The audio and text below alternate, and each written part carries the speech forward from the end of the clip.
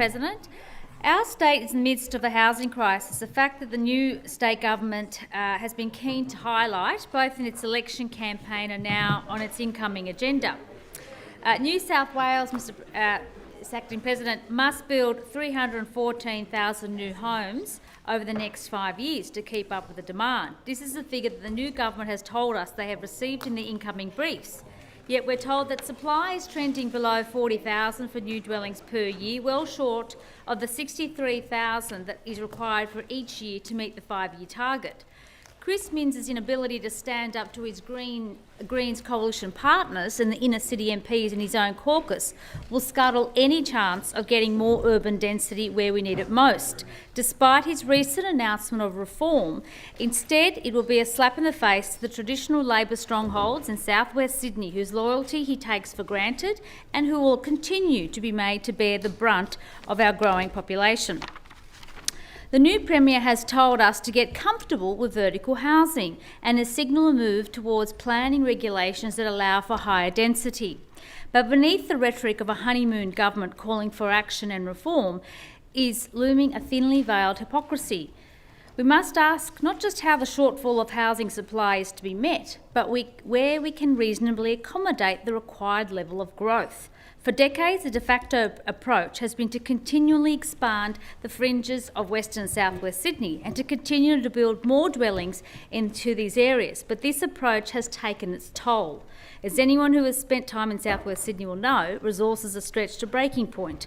Infrastructure, services and community facilities cannot keep up with an endless cycle of overdevelopment. From the new residents of the greenfield developments, the message is clear. The new homes have gone in, but the services need to sustain a thriving community are simply not there. But when we turn our gaze closer to the city, we see whole areas ripe for development, places with abundant services and infrastructure, but relatively low density. These are places that feature prominently in the disclosed interests of many progressive parliamentary colleagues, including Stanmore, Alexandria, Redfern, Enmore, Darlinghurst and Potts Point. These are all areas where a building upwards can and should be happening to infill housing supply in communities that have infrastructure already in place to support that level of growth. The Urban Living Index gives its highest livability scores to suburbs in the inner west. Marrickville is rated at 83, Annandale, Leichhardt 82. But in Canterbury, Bankstown, we find suburbs with some of the lowest scores. Yaguna and Beerong get a rating of 47. This disparity reflects the obvious differences of amenities servicing these areas, and it's a reflection of the plethora of public transport options on offer to the inner west. The T3, T4 and T2 lines all service no less than 12 stations in the area. It is furthermore serviced by 19 separate bus routes, not to mention the ferry services that are available to those suburbs that are by the water. Residents also have at their disposal a dozen light rail stops, which provide yet another way that they can commute to the city and surrounds. To anyone serious about fixing the housing crisis, the obvious solution is to build upwards in the areas where livability is high and access to the city is easy and development is trailing behind.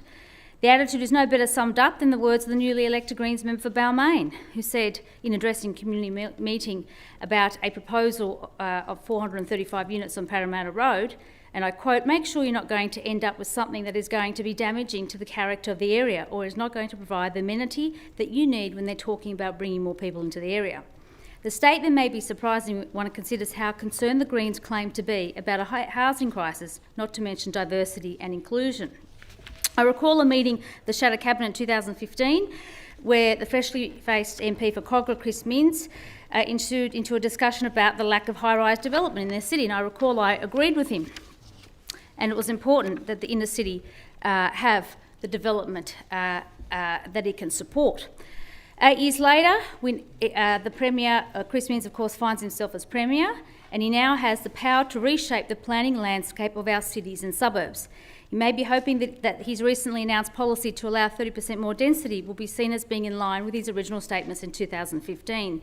But it's very important that the Premier actually action something that he started 8 years ago and understand that the development shouldn't be about dumping more units into southwest and western Sydney where the infrastructure isn't there to support that level of development, but actually take on the Greens and his left-wing party members in the inner cities, including Anthony Albanese, and ensure that development goes right into the inner city where it is needed most.